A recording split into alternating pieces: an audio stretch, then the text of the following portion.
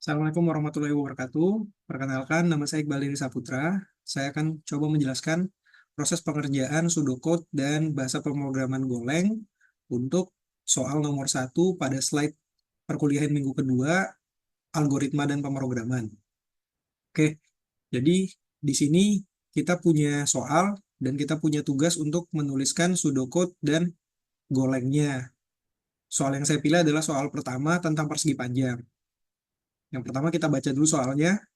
Apabila diketahui panjang dan lebar dari persegi panjang adalah P kecil dan L kecil, maka buatlah sebuah algoritma yang digunakan untuk menghitung luas P kecil kali L kecil dan keliling 2P kecil ditambah 2L kecil, suatu persegi panjang.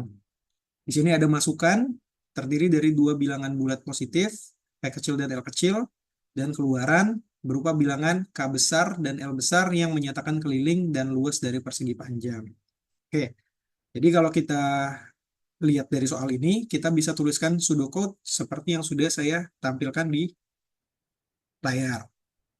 Pseudocode-nya seperti biasa kita buat dulu yang pertama program, lalu nama dari pseudocode-nya saya memberikan nama pada pseudocode ini keliling dan luas persegi panjang. Setelah itu kita tuliskan kamusnya.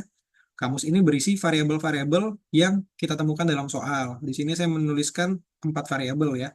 Yang pertama P kecil, yang kedua L kecil, yang ketiga K besar, ini representasi dari keliling, yang keempat itu L besar, representasi dari luas. Nah, variabel-variabel ini jenisnya apa? Kalau kita baca soal tadi, kita bisa menentukan bahwa jenis-jenis keempat variabel ini adalah integer, atau bilangan bulat. Setelah kita selesai menuliskan kamus, kita lanjut kembali untuk menuliskan algoritma. Di algoritma ini ada input dan output. Yang pertama kita tulis input.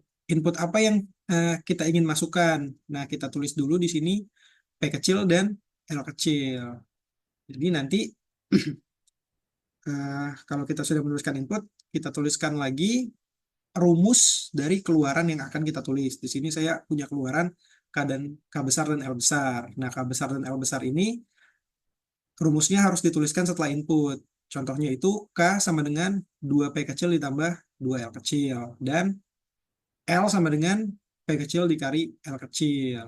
Jadi nanti ketika kita menginput variabel P kecil dan L kecil, program akan otomatis memasukkannya ke dalam rumus K besar dan L besar dan mengeluarkannya dalam bentuk output secara langsung. Itu sama seperti penjelasan soal ini. Misalnya dimasukkannya kita tuliskan 2 dan 2. 2 yang di kiri ini P kecil nih, P kecil, dan 2 yang di kanan itu L kecil. Setelah kita masukkan 2 dan 2, maka nanti akan menghasilkan keluaran sebesar K besar 8, ini representasi dari keliling, dan L besar 4, di sini 4, representasi dari luas, begitu. Nah, hasilnya juga akan berbeda tergantung dari masukan yang kita masukkan atau input yang kita masukkan. Kalau di sini tadi P kecil dan L kecilnya 2 dan 2, maka hasil keluarannya adalah 8 dan 4. Tapi kalau di nomor 2, kalau P kecilnya kita buat 70 dan L kecilnya kita buat 20, maka nanti hasil keluarannya atau output kita akan menunjukkan angka 180 dan 1400 seperti di soal ini. Nah, kurang lebihnya seperti itu untuk pseudocode-nya. Selanjutnya kita akan bahas yang di Golangnya. Bagaimana cara menerjemahkan pseudocode ini menjadi Golang seperti ini. Jadi, kalau kita mau menulis Golang, basicnya yang pertama kita pasti tulis package main sama import fmt. Nah, import fmt ini karena di bawah nanti kita akan menggunakan FMT, FMT scan dan FMT println. Ini sebenarnya sama saja seperti kalau FMT scan ini kurang lebihnya sama dengan input pada pseudocode. Dan FMT println ini kurang lebihnya sama dengan output gitu. Jadi FMT scans ini inputnya, FMT println ini, println ini outputnya. Nah, sama kita terjemahkan pseudocode-nya ke dalam Golang. Yang pertama kita tulis package main, import fmt, setelah itu kita tuliskan kamusnya. Kamusnya itu fungsi yang kita gunakan dalam bahasa pemrograman Golang. Jadi kita tulis function main, buka kurung tutup kurung, kurung kurawal, baru kita jabarkan variabelnya. Variabelnya sama seperti variabel yang kita tulis pada kamus pseudocode. Kalau di sini variabelnya P kecil, L kecil, K besar, dan L besar. Jenisnya apa? Bentuknya apa? Bentuknya integer. Nah, kalau di bahasa pemrograman Golang itu, integer itu ditulisnya int. Sama seperti tadi, variabel itu ditulisnya var. Nah, setelah itu kita masuk ke function yang akan kita gunakan. Function yang akan kita gunakan itu yang pertama input. Inputnya itu direpresentasikan dengan bahasa Golang fmt.scan. Jadi baru kita buka kurung, kita isikan P kecil dan L kecilnya, baru kita tutup kurung. Tapi di bahasa pemrograman Golang itu ada syarat-syarat yang harus dipenuhi. Syarat-syaratnya itu untuk variabel-variabel input yang kita inginkan, kita tulis di depannya simbol dari dan gitu, simbol seperti ini. Jadi dia kayak simbol dan P kecil, koma, simbol dan L kecil. Setelah kita tuliskan FFT scans, setelah kita tuliskan inputnya, sama seperti pseudocode, kita tuliskan rumus-rumus yang kita gunakan. Nah, ini di sini kan 2P ditambah 2L kecil ya. Nah, di sini saya tuliskan dengan bentuk yang berbeda, tapi artinya sama aja sebenarnya. 2 dikali buka kurung P kecil tambah L kecil tutup kurung. Nanti hasilnya juga sama, 2P kecil ditambah 2L kecil. Dan untuk L besarnya itu sama persis seperti rumus yang ada di pseudocode. P kecil dikali L kecil. Setelah itu kita berikan perintah output atau fmt.println yang akan menghasilkan K besar dan L besar atau keliling dan luasnya. Karena di sini keluaran yang diminta itu berupa K besar dan L besar yang menyatakan keliling dan luas dari persegi panjang. Nah, kenapa kita pakai println? Kalau dari video pembelajaran yang saya lihat tadi dan penjelasan dari slide materi itu, println ini dapat digunakan apabila kita ingin menampilkan output yang berbentuk bilangan real. Iya, bilangan real. Jadi kalau kita mau integer atau bilangan real, kita bisa pakai println. Tapi kalau kita mau menampilkan karakter, itu kita harus pakai printf. Nanti ada syarat-syarat khusus lagi seperti penambahan petik 2, simbol presentasi C, petik 2 lagi, lalu koma, variabel yang ingin tampilkan. Biasanya dia eh, simbol presentasi C-nya itu disesuaikan dengan jumlah variabel output yang kita inginkan. Kalau ada 2, eh, simbolnya ditulis dua kali, itu kayak presentasi C, presentasi C gitu. Kalau ada 3 ditulis 3 kali dan seterusnya.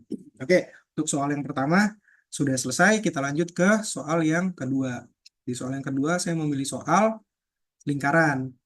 Di sini kita baca lagi soalnya. Sebuah program digunakan untuk menghitung luas dan keliling lingkaran. Luas lingkaran itu rumusnya PR kuadrat. Keliling lingkaran itu rumusnya 2PR. Nah, masukan ini input, terdiri dari satu bilangan real yang menyatakan jari-jari lingkaran. Berarti R kecilnya itu eh, adalah masukan yang menggambarkan bilangan real. Jadi nanti kita bisa tulis R itu real gitu. Dan keluaran yang diinginkan adalah terdiri dari dua bilangan yang menyatakan luas dan keliling lingkaran. Jadi di kirinya keliling, di kirinya ada luas, di kanannya ada keliling lingkaran. Nah, untuk pseudocode-nya kita bisa menulis seperti yang tadi, program, lalu namanya, keliling dan luas lingkaran. Setelah itu kita tulis kamusnya yang berisi variabel-variabel dalam soal.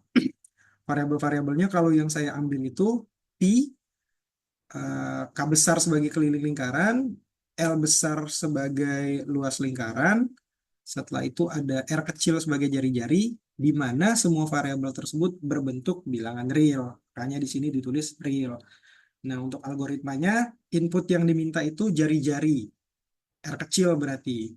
Untuk rumus-rumus yang kita harus tuliskan itu ada pi.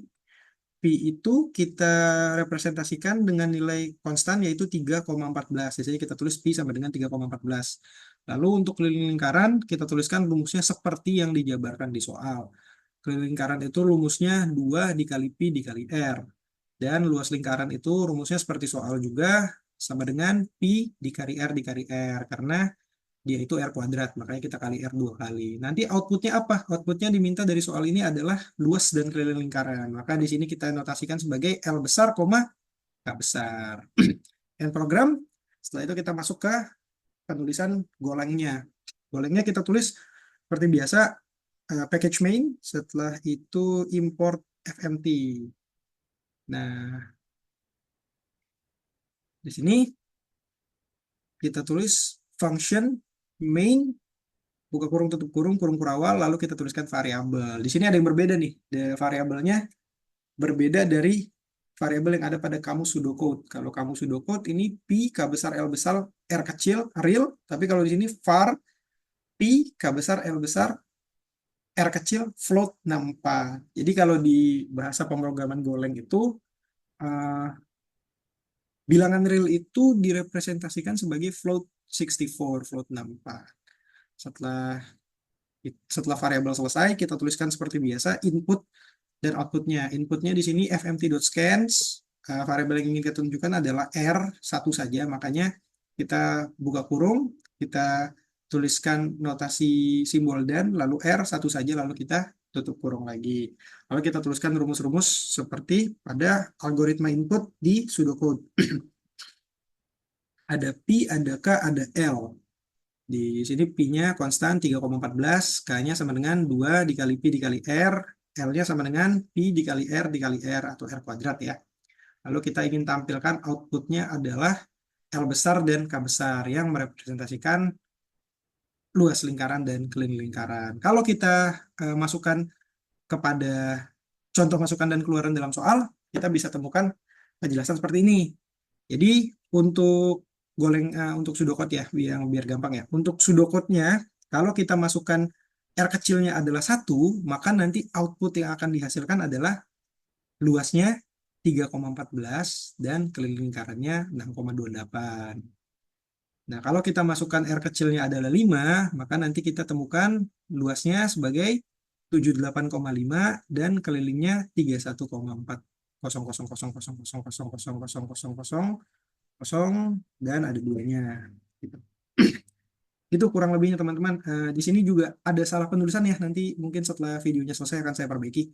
Jadi di sini program biasanya sebelah kanannya tanpa spasi itu langsung judulnya. Di sini saya terklik terinput spasi gitu ya. Dan di sini di package mainnya ini mainnya harusnya tidak bold dan FMT-nya import FMT-nya juga seharusnya tidak bold.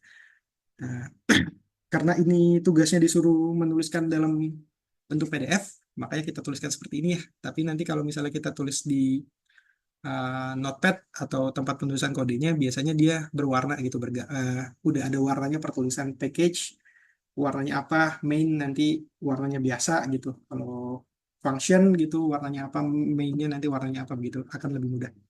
Jadi mungkin cukup sekian, kurang lebihnya saya mohon maaf. Wabillahi taufiq wal hidayah. Wassalamualaikum warahmatullahi wabarakatuh. Terima kasih.